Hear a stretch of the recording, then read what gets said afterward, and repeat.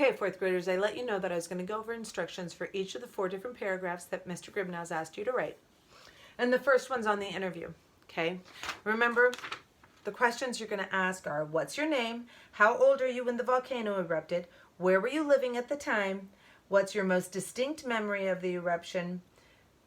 What was their feeling of being in the wake of the blast or the fall of the ash? And if they have any other memories, okay? Now, when you go to put this together in a paragraph, remember, when we have a paragraph, it's kind of like we have a whole lot of ideas about one subject and we're going to put them in a bag, right?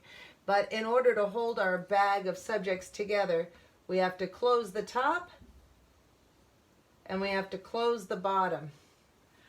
What holds the top closed and the bottom closed is an introduction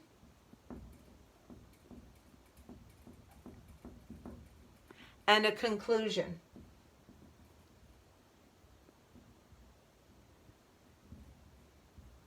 Okay? Our introduction basically lets our reader know what we're talking about. An introduction for our interview would probably be something like, I interviewed my grandmother about Mount St. Helens. I interviewed my neighbor Mike about Mount St. Helens, okay? Something to that effect, okay?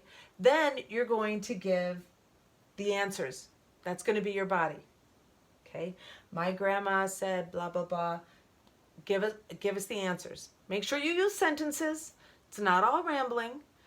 Nice and concise, okay? And then after you've given us the answers to those questions in the paragraph, then you're going to give your conclusion, which is also going to be kind of like restating. You're going to be saying something like, that's what I learned from my interview with Cousin Betty, okay? I had a good time interviewing Uncle Fred about Mount St. Helens. Something like that, okay?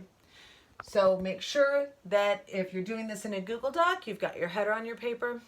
You can also use Vocaroo to record yourself talking if you don't have voice to text on a Google Doc.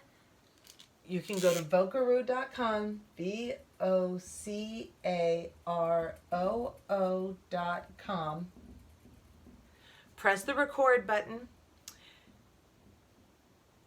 Then stop it. When you stop it, then you can email that to Mr. Gribnow, or you can change it into a QR code. And then, you know, that's the squares that have different amounts of black and white on them that you can scan with a phone or something. You can change it into a QR code and print it if you have a printer and attach it to this assignment, or you can just write it. Sometimes it's hard to remember when we're talking to be very concise with our language and not ramble on and on and on. But it's important, even if you're saying this, even if you're doing a verbal response, not a written response, that you still have your introductory sentence, then you give the information, and you finish with a concluding sentence. I know you can do it. Thanks.